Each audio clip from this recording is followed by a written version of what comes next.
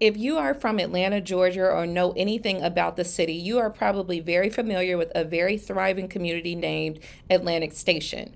Well, years ago, when I was in college, I used to work for a company that was based in Atlantic Station. And for those of you who are not familiar, Atlantic Station is a real estate development where people can literally eat, live, and be entertained and work in that same area. And so I worked for a company that was inside of Atlantic Station, and we were responsible for accepting food orders from the residents in that community. And then we would contact or connect with the businesses, the restaurants in the community, and make sure that they received the order from us. So we were basically the middleman between the client or the residents in Atlantic Station and the restaurants in Atlantic Station. And so, one really interesting thing that happened in that role is that I would be responsible for calling the restaurants to make sure that they actually receive the orders that we sent to them.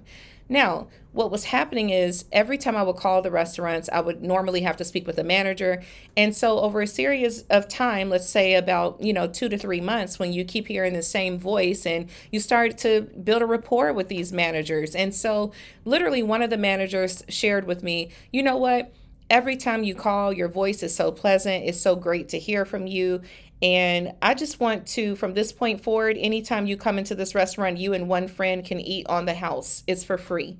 And as a college student at the time, that was really eye opening. It was a big deal because, I mean, I was definitely a struggling college student. I didn't have money to dine in. And this was a really nice restaurant, mind you. This was a seafood restaurant. So after that, I would come there with a friend and we would eat for free so long as that manager was on duty. And so that was one of my first kind of lessons or introductions, if you will, as to the business potential of being nice or what comes with being nice.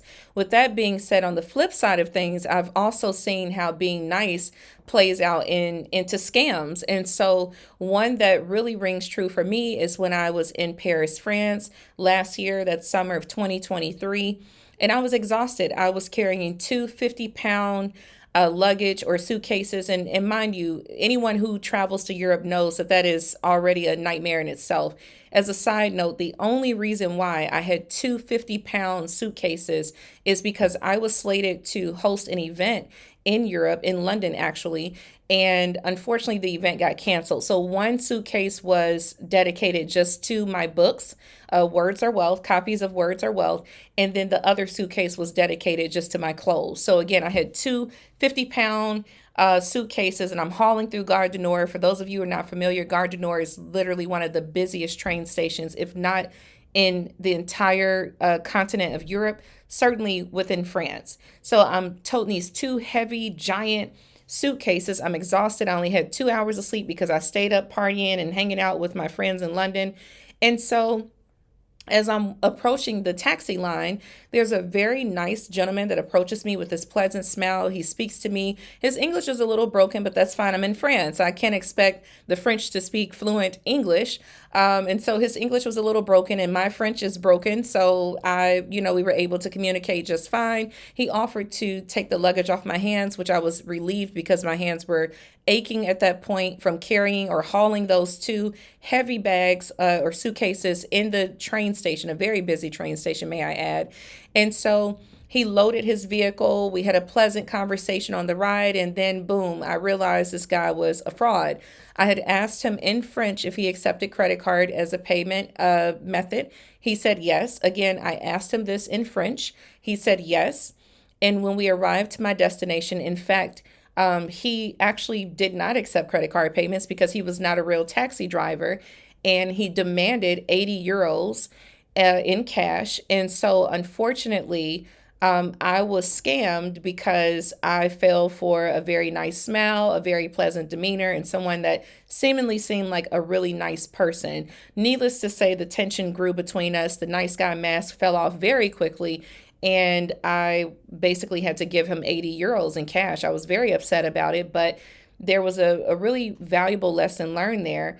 Obviously, one is don't take the freaking, taxi driver or don't take a ride with a quote unquote taxi driver that approaches you inside of the train station before you can actually get outside and stand in the line for the real taxi drivers.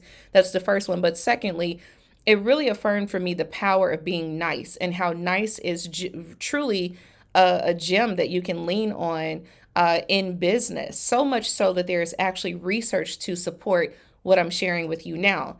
And so, according to a management firm, management consultancy named Baringa, companies which are considered kind were 35% more likely to have doubled their earnings before interest, tax, amortization, which is also known as EBITDA, in the decade up to 2022. Okay, so it literally pays to be nice. So that is my lesson. Yes, I got scammed and all of that. It was a very frustrating experience, but I will say that if you are not actively seeking to be a kind person, especially as a business owner, I would encourage you to definitely reconsider because there are literal benefits, financial benefits to you being nice. All right. So, with that being said, always remember content is currency and words are wealth. I'll check back in again soon. Peace. Pump up your